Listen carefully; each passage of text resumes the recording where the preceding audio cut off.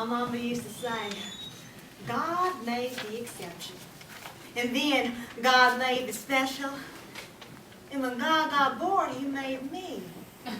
Of course, she ain't say too much nothing no more. Not since I laid me this egg. You see, it all got started when I had me sexual relations with the garbage man. Oh, where did he smell? No, not bad. No, he smelled of all the good things folks should have never thrown away. His sweat was like a cantaloupe juice. His neck was like a ripe red strawberry. And the water that fell from his eyes was like a deep, dark, juicy, juicy grape. I tell you, it was like fucking a fruit salad, only I didn't spit out the seeds. I had to eat inside, and 3 days later, my belly commenced to swell real big like. Well, my mama locked me off in some dark room, refusing to let me see light of day, because what would the neighbors think? At first, I cried a lot, but then I grew used to living my nights in the dark and my days in the dark. And not even a week or so later, Mama off that church. Oh, I started getting this hurting feeling down here. Worse than anything I'd known. And I started to bleed real bad. I mean, there was blood everywhere. And the pain had me howling like a near-dead dog. I tell you, I was yelling so loud, I couldn't even hear myself. No! No! Carrying on something like that. Well, I guess it was too much for the body to take, because the next thing I remember is me coming to, and there's this big, white egg laying between my legs. Well, at first, I thought somebody must have put it there as some kind of joke, but then I noticed that all around the egg were these thin lines of blood that traced right back between my legs. Well, when Mama come home from church, she just about died. Normal Jean, what's that thing between your legs? Normal Jean, you better answer me, girl. It's not a thing, Mama. It's an egg, and I laid it. She tried separating me from it, but I wasn't having it. I stayed in that dark room, hugging, holding on to it. And that's when I heard it. It wasn't something that could have been heard around the world, or even in the next room.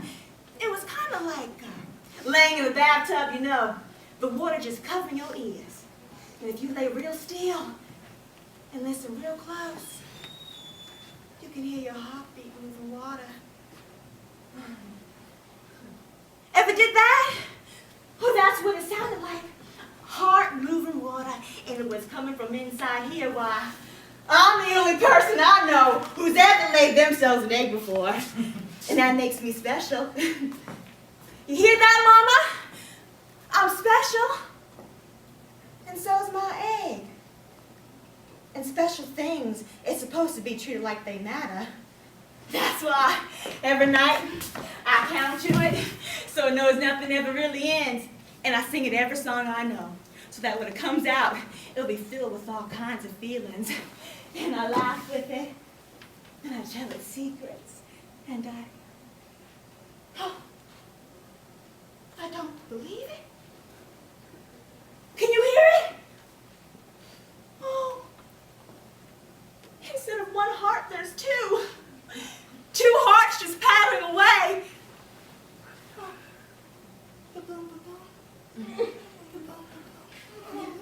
Talking to each other like old friends, racing toward the beginning of their lives. Oh, now there's 3, 4, 5, 6, more hearts than I can count. And they're all alive, beating out life inside my egg. Why, any day now, this egg is gonna crack. And what's gonna be like so which nobody has ever seen? Oh, my babies, and their skin is gonna turn all kinds of shades from the sun, and their hair is gonna grow every which way, and it won't matter. And they won't care, because they'll know they are so rare. And so special, because it's not every day a bunch of babies break out in the name and start to live. And nobody better hurt none of my babies, or they're going to have to come deal with me.